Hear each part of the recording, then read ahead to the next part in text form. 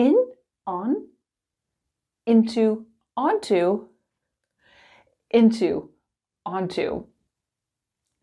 The differences between in and into, on and onto are pretty simple, but the differences between into and into, onto and onto are a little bit more complicated. In today's lesson, I'm going to go through all of this. And at the end of this lesson, I have a test for you with 12 questions. Let me know in the comments how you did on the test. Did you get 12 out of 12? 7 out of 12? Let me know. My name's Arnel. Let's start. The location of an action or object. The change of a location. The cat is in the box. The cat is on the box. These prepositions clearly show you the location of the object. In this case, the cat. The cat walked into the box. The cat jumped onto the box. These prepositions clearly show you that there has been a change from A to B. Think about it like go to. I am going to school. We went to the beach. To really introduces that destination, doesn't it? Some of you might be thinking in or inside. With this example, there is no difference. The cat is in the box. The cat is inside the box. Same. Both can show the location.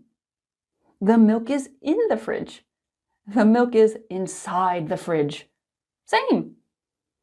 But inside is used to emphasize completely covered, like in a box, container, or look at this article from archaeology.org. Inside King Tut's tomb. A tomb is a large stone structure or a small room where someone is buried. So inside makes sense, right? Because you are completely covered in a tomb. So, in and inside both show location, but inside is more precise. This picture was taken in Spain. We always use in with a city or a country.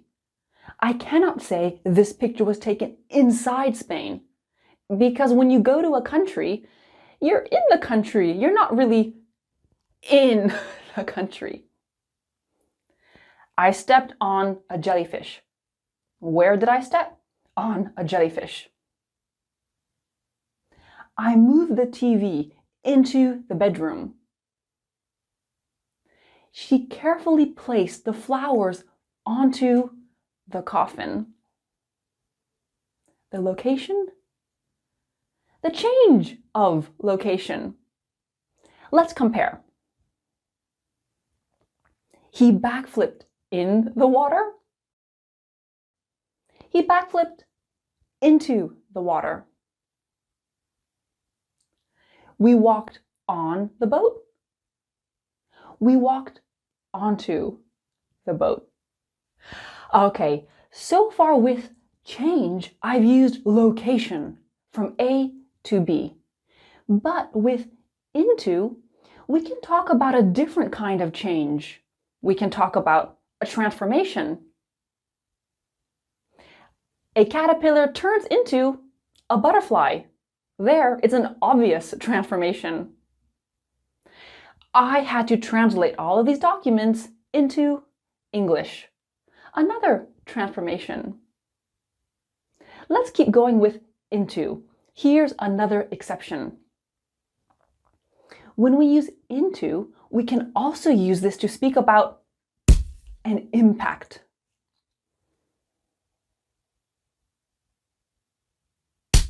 Okay, a bird just flew into the window. There's an obvious impact. Cars are driven into walls to test their safety. In both of these examples, it's clear we're speaking about an impact. We're not talking about going into something. In and on don't always need an object. Many times the object is optional. It's not necessary. Into and onto always need an object. For example, come into my office. Come into my office.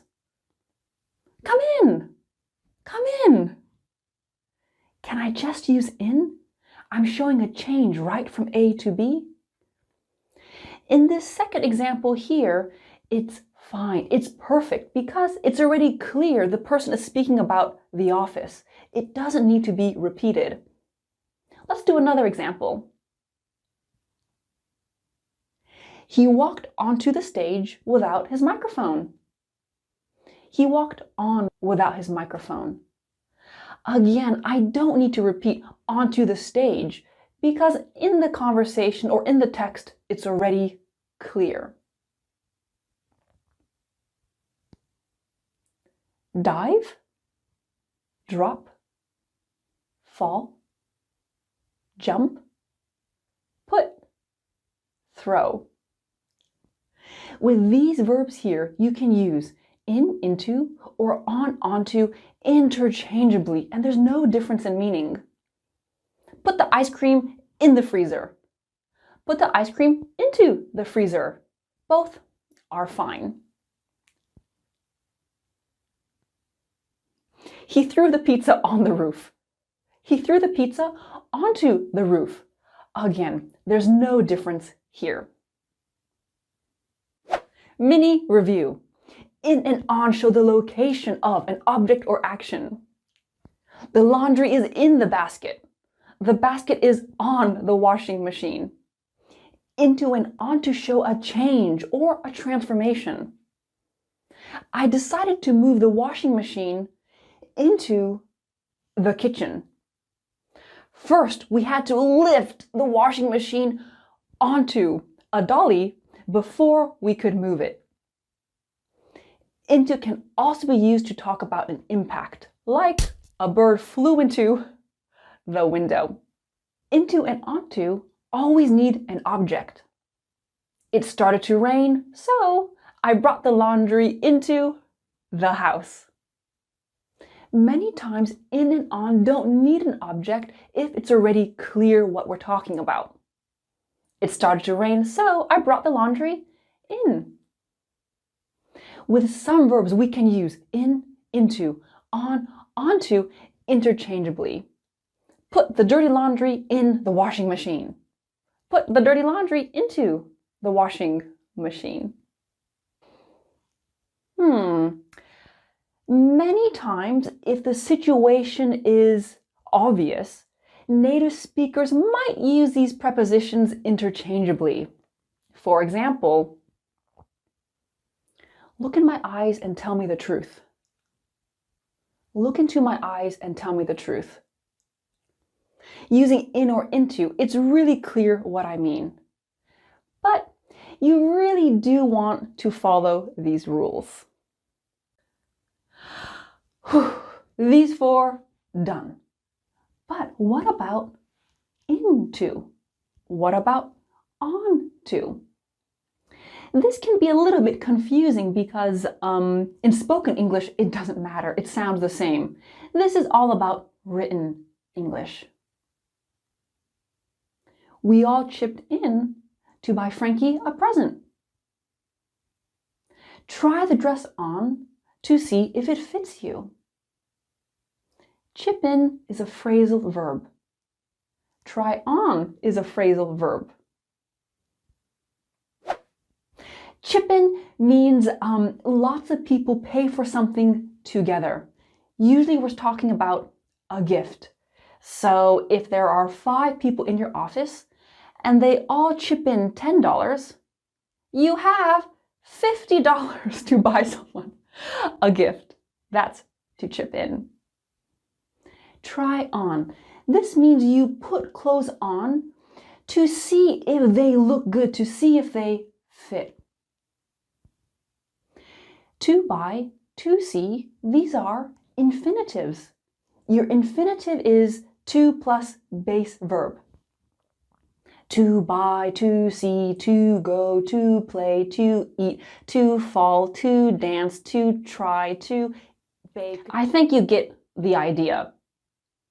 Why do we use an infinitive?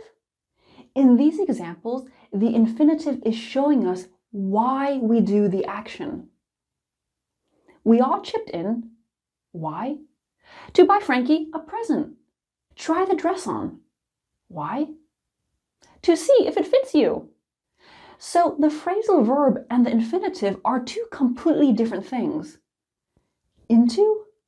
No. Onto? No. There are so many phrasal verbs in English. Let's choose a different one without in or on so you can really see what I mean. We went out to celebrate my birthday. Go out. Go out is a great phrasal verb. This means you leave the house to do something fun, something social, like going to a restaurant or going to a club. I have my phrasal verb, go out, and my infinitive, to celebrate. We wouldn't write, we went out to celebrate my birthday. Yes, there are hundreds of phrasal verbs in English, but I do have a lesson on 100 super common phrasal verbs that you can use day to day. I also wrote a blog post on how to learn phrasal verbs easily. I'll put both of these links down below for you. Okay, to isn't always part of an infinitive. To can also be a preposition. The student handed his essay in to the teacher. Take a booklet and pass the stack on to the person sitting next to you.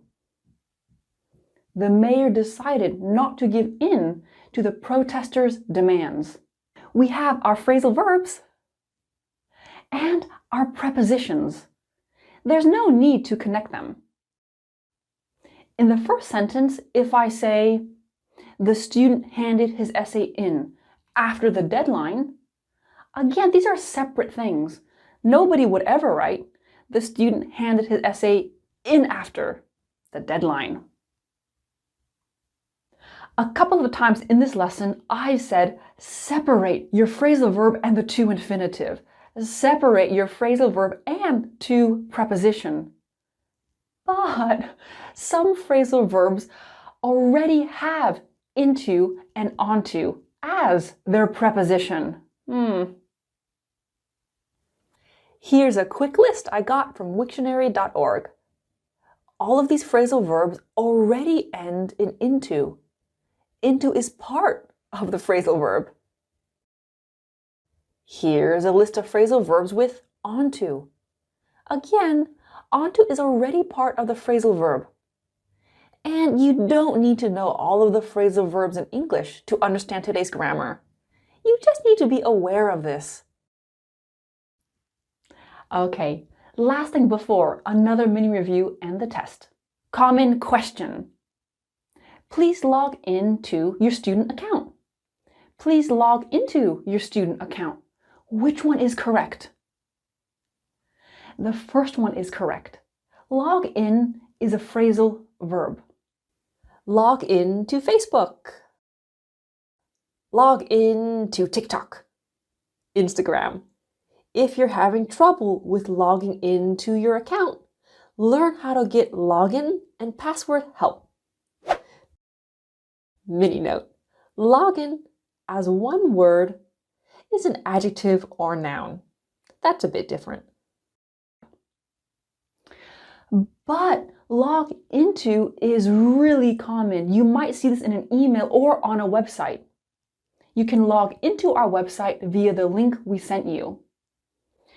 This is so common that I think many people, many native speakers reading this would never see that it's a mistake. I just want you to be aware of this.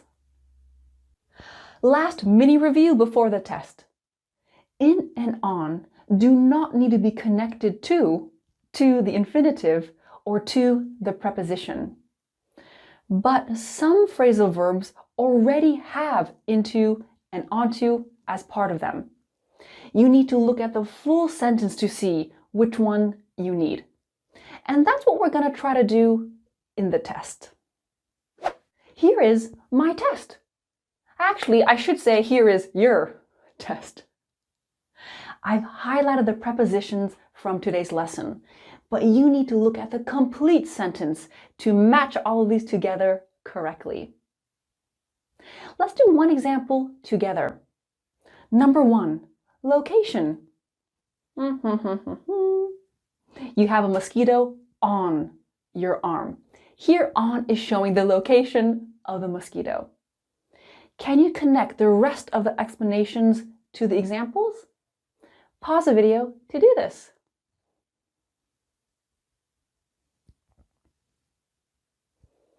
Okay, here are the answers. How did you do? Please let me know in the comments below. I really do want to hear from you. And are there any other prepositions you confuse? Let me know. I hope this lesson was helpful. Thank you so much for watching. I'll see you next time. Bye.